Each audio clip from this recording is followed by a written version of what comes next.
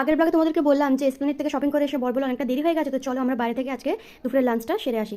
তো তারপরে বাড়ি এসে মামামকে খাইয়ে নিয়েছিলাম, কারণ প্রায় 2টা 2:30 বেজে গেছিলো। তো এখানে তারপরে তাড়াতাড়ি ঝটপট করে স্নান টান করে আমি একটু তাড়াতাড়ি রেডি হয়ে নিলাম। তো ভাবলাম কি পরবো এটা ভেবে একটু কুর্তিই পরে নিলাম।